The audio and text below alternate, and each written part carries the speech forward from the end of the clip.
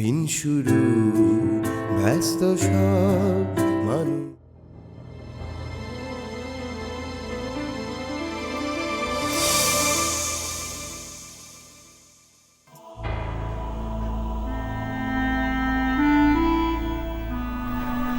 ভাবি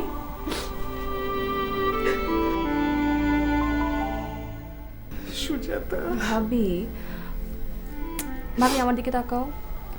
তুমি ভেঙে পড়লে চলবে বলো, তুমি কেন ভেঙে পড়ছো বলো তো? এখন কি হবে তুমি বলো। কিছু হবে না, সব ঠিক হয়ে যাবে, তুমি চিন্তা করো না প্লিজ। ওকে তো ওরা জেলে নিয়ে যাবে, ও কি খাবে, কোথায় থাকবে, কিভাবে থাকবে? না ভাবি, তোমার কি মনে হয় এসব কিছু হবে? এসব কিছু হবে না ভাবি। মতিঝিল কমার্স প্রাইভেট লিমিটেড এই শহরের একটা সবচেয়ে বড় প্রতিষ্ঠান, আর ভাইয়া তার এমডি, রাইট? তোমার কি মনে হয় যে ওরা ভাইয়ের সাথে এভাবে কোনো রকম খারাপ কোনো ট্রিট করবে? ভাইয়াকে ওরা কিছুই বলবে না, কিচ্ছু করবে না, অনেক ভালোভাবে ঠিকঠাক থাকবে। তুমি কেন টেনশন করছো ভাবি? সব কিছুর এখন তোমার উপরে ডিপেন্ড করছে, তুমি একটু স্ট্রং থাকো, তাহলে দেখবে সব ঠিকঠাক থাকছে ভাবি। সুজাতা, তাই যেন হয়। আমার মেয়ে দুটো কই? ভাবি মানসিকভাবে ওরা অনেক বেশি ভেঙে পড়েছে। জাকিয়া বাবার সাথে থানায় গেছে, আর আদিতা অশোককে নিয়ে লয়ারের কাছে গেছে।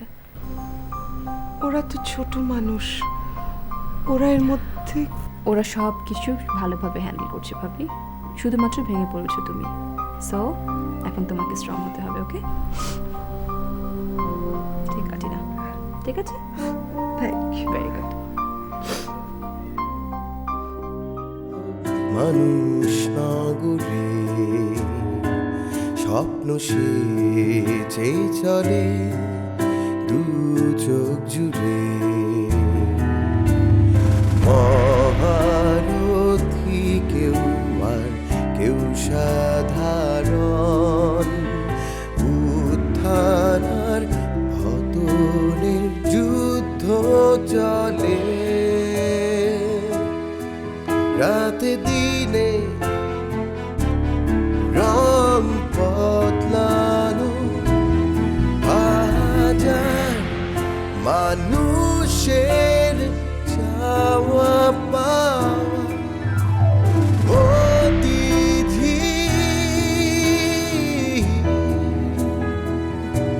Commercial area.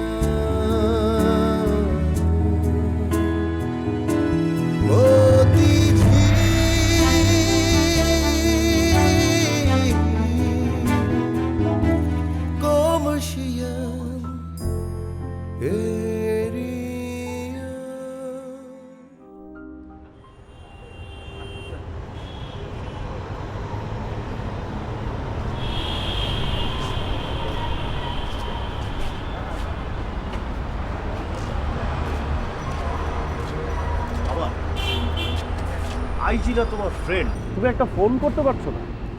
দেখো, কেস হয়ে গেছে, এখন আইজি সাহেবকে ফোন করে কিছু লাভ হবে না।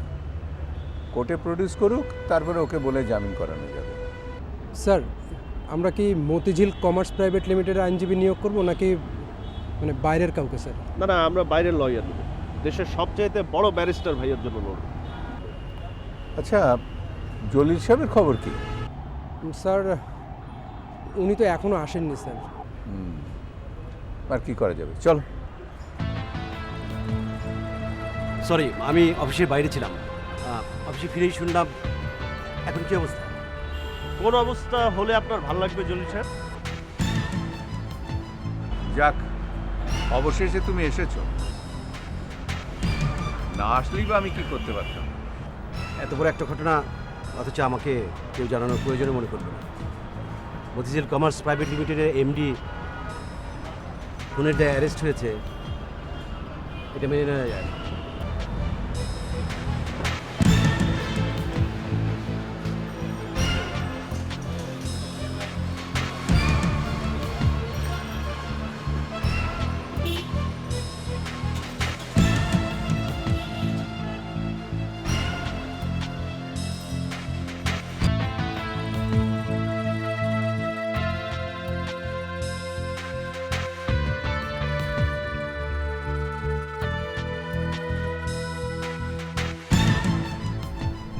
মিথুন প্লিজ চলো ইমরান ভাইকে দেখে আসি। না,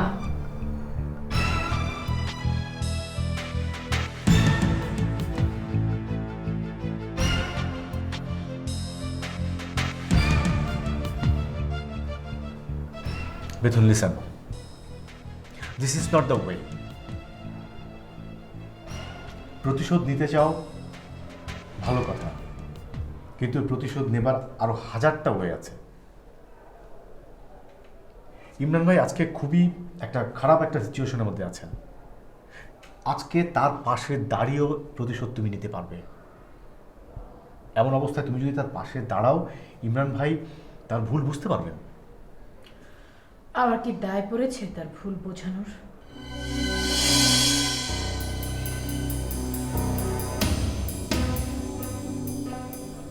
মিথুন, আমার মনে হয় তুমি ভুল করছো।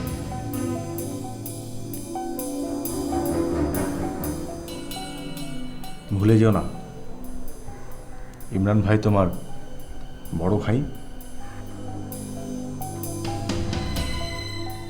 ছোটবেলা ইমরান ভাই তোমাকে অনেক আদর করতেন। সব ভাই বোনদের মধ্যে তোমাকে তিনি প্রচণ্ড ভালোবাসতেন, প্রচণ্ড আদর করতেন। এই কথা তুমি নিজে আমাকে বলেছো। তুমি দালালি করছো কেন জব্বার? আমি দালালি করা একদম পছন্দ করি না। তোমার যদি ইমরান ভাইয়ের জন্য মনে এত প্রেম জেগে থাকে, তাহলে তুমি যাও, তুমি গিয়ে তার পাশে দাঁড়াও। আমি যাব না। মিথুন চৌধুরী কখনো যাবে না, কখনো না।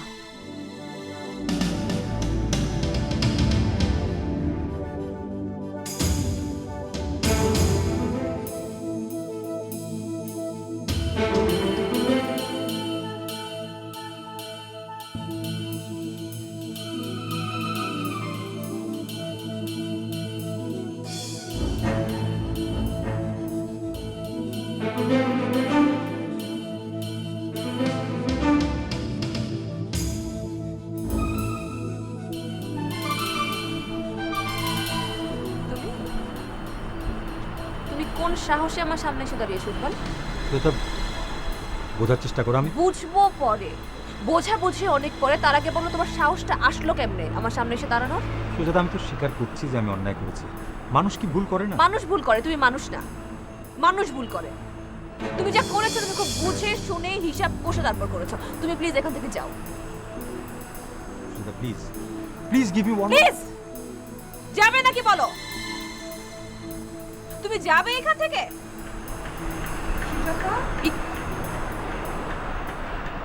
কি হচ্ছে ভাবি? ভাবি তুমি যাও, আমি যাও, পরে কথা বলছি। আমি তোমার চিৎকার শুনে আসলাম। ইকবাল কখন এসছো? এই তো ভাবি, কিছুক্ষণ আগে। তুমি কি ইমরানের কথা শুনে এসছো নাকি ওকে নিতে এসছো? না, আমি তো সুজাতাকে নিতে এসেছিলাম, কিন্তু ইমরান ভাইয়ের কি হয়েছে? ভাবি প্লিজ তুমি যাও না, আমি আসছি প্লিজ।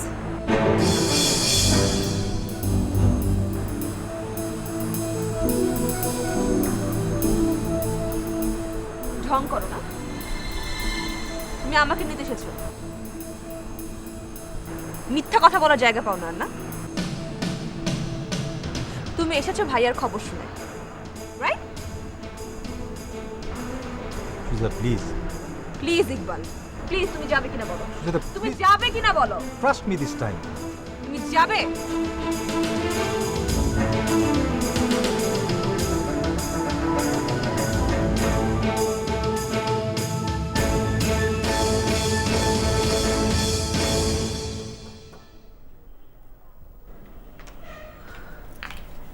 আচ্ছা, এই এত বড় বাসায় আমি একা থাকবো?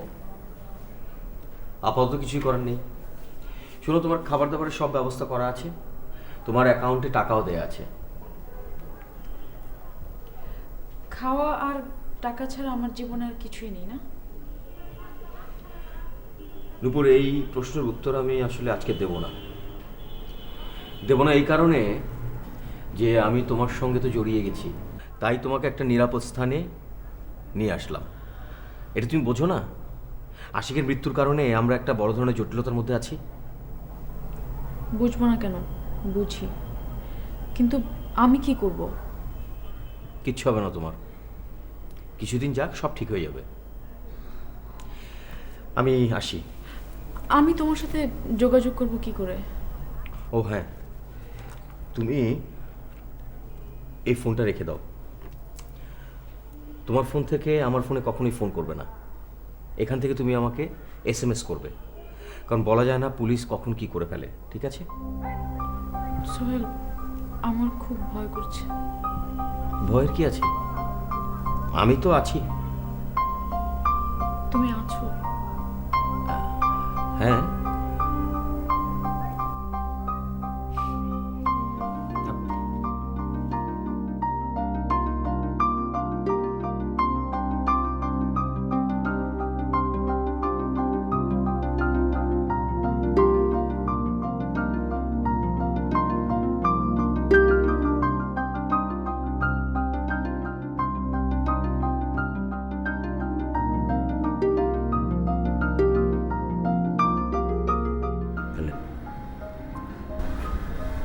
প্লিজ প্লিজ, তুমি কাঁদবে না।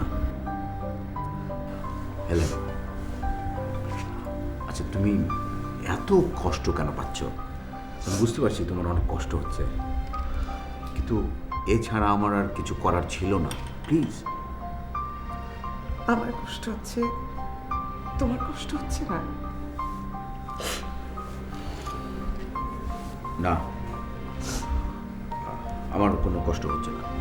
তোমার কষ্ট হচ্ছে না? না, আমার কোনো কষ্ট হচ্ছে না, কারণ সময়ের প্রয়োজনে অনেক সময় মানুষকে এমন কিছু কাজ নিজের হাতে করতে হয়, অন্য কেউ করলে সেই কাজের কোনো তৃপ্তি পাওয়া যায় না। আমি সেই জন্য এই কাজটা করেছি। কিন্তু এমন কি ঘটেছিল যে তোমার খুন করতে হলো? তুমি অন্য কোনো শাস্তি দিতে পারতে, খুন কেন? প্রয়োজন ছিল। খুনেরও প্রয়োজন হয়? হ্যাঁ ছিল। আমি তোমাকে পরে সব কিছু এক্সপ্লেন করব। এখন তোমাকে আমি যা যা বলছি মনোযোগ দিয়ে শোনো। কাল থেকে তুমি আমাদের অফিসে যাবে, আমার চেয়ারটাতে বসবে, সব কাজকর্ম নিজে করবে। বাবার সাথে আমার সেই রকমই কথা হয়েছে। আর জলিল আঙ্কেলের বিরুদ্ধে কেসটা মুভ করবে, কাগজপত্র মমিনের কাছে পাবে। আর আর হুমায়রার দিকে নজর রাখবে। হুমায়রার দিকে নজর রাখবো কেন? এই কারণেই রাখবে যে এই খুনটার অন্যতম কারণ হচ্ছে হুমায়রা। তোমার কথা তো আমি কিচ্ছু বুঝতে পারছি না সাহিদ। ভাইয়া, তুমি ঠিক বলছো তো? তোমার কি ধারণা আমি কোনো কিছু না জেনে এমন একটা কাজ করেছি? না, আমার সেরকম ধারণা না।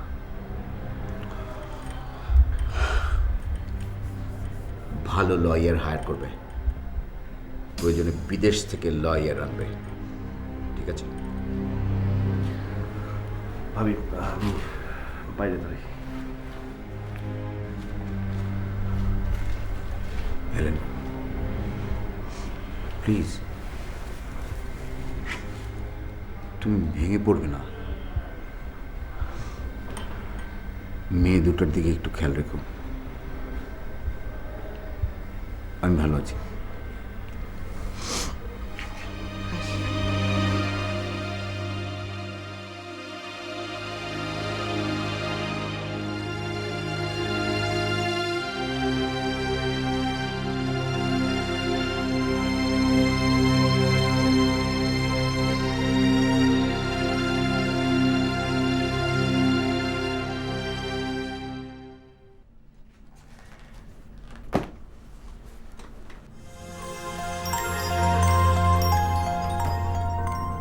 স্যার, আপনার তো সুযোগ এসে গেল। কি সুযোগ এসে গেল নাকি? মতিঝিল কমার্স প্রাইভেট লিমিটেডের এমডি হওয়ার সুযোগ। হ্যাঁ স্যার, যে সুযোগের জন্য এতদিন ধরে অপেক্ষা করছেন, এত চেষ্টা করছেন। ইমরান স্যার তো এখন জেলে, আর ইকরাম স্যার আগের মতো অ্যাক্টিভ না। আর ইমরান স্যার ওই দুই ভাই, তার দুজনের একজনের অফিস সম্পর্কে কিচ্ছুই জানে না। স্যার, বলো। আপনি এমডি হওয়ার সঙ্গে সঙ্গে অফিসের কয়েকজনকে হেড অফিস থেকে বাইরের অফিসে নিয়ে যাবেন, আর আলী ভাইয়ের জন্য অফিস থেকে একটা গাড়ি দেবেন। আর তোমার জন্য? রুমাকে স্যার একটা প্রমোশন দিয়ে দিলেন। আগে মতিঝিল কমার্স প্রাইভেট লিমিটেডের এমডি তো পুরো, তারপর দেখো কি কি পারি। Yes, come in. স্যার আসো। স্যার, এই ফাইলে একটা সিগনেচার লাগবে আপনার। এটা তো তোমাদের তিনজনের সিঙ্গাপুরের ট্রিপ। জি স্যার। দেখো, মতিঝিল কমার্স প্রাইভেট লিমিটেডের এমডি এখন জেলে। He has been accused for murder. কবে ঘটনাটা ফয়সালা হয়, কী অবস্থা দাঁড়ায় কোম্পানির, এই মুহূর্তে কি এই ধরনের ট্রিপ করা উচিত? কি বল আলী? ও হ্যাঁ হ্যাঁ স্যার, এই অবস্থায় বিদেশে যাওয়ার, আপনি ঠিকই বলছেন স্যার, বিদেশে যাওয়া ঠিক হবে না। স্যার, আমরা তো ভ্রমণও যাচ্ছি না, আমরা যাচ্ছি কাজে।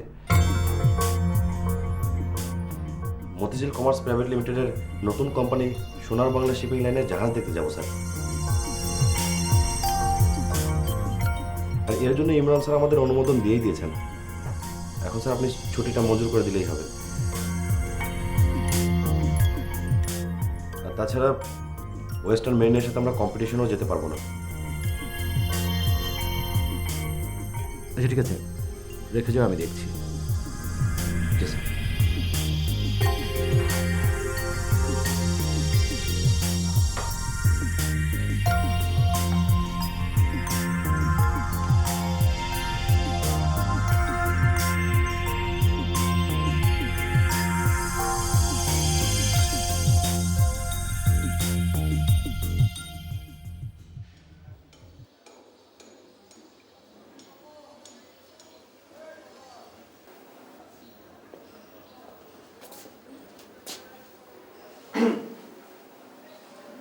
আরে আপনি বসুন। কেন, তুমি কাকে এক্সপেক্ট করছিলে? আসলে আমি ভেবেছিলাম আমাদের বাসার কাজের মেয়েটা।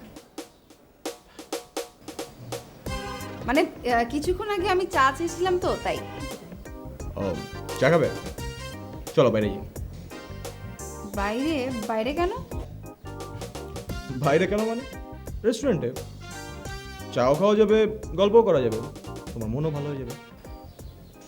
আমার মন খারাপ আপনাকে কে বললো? খারাপ বলতে হয় নাকি? তোমার বাবার এরকম একটা ঘটনা ঘটেছে, উনি তোমাকে অনেক আদর করে, মন খারাপ থাকতেই পারে। আমার বাইরে যেতে ইচ্ছে করছে না। আচ্ছা চলো তাহলে আয়াজের বাসায় যাই। আয়াজের বাসায় কেন? আয়াজ তোমার অনেক ভালো একটা বন্ধু না? ওর সঙ্গে গল্প করলে, ওর বাসায় গেলে তোমার মন ভালো লাগতে পারে। চলো চলো, লেটস গো, চলো।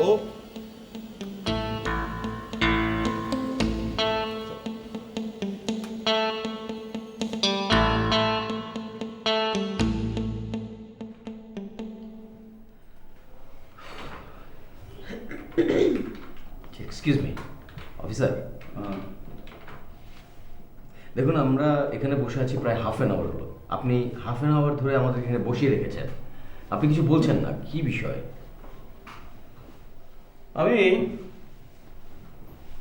পুলিশের চাকরি করতে এসে দেখেছি যে একজন মানুষ বাইরে ঘন্টার পর ঘন্টা আড্ডা দিচ্ছে, কোনো সমস্যা হচ্ছে না,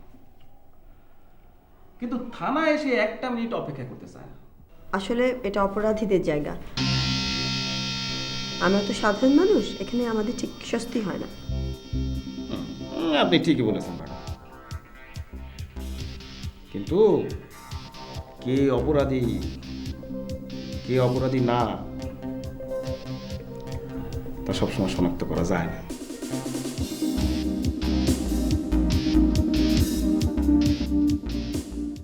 রাতে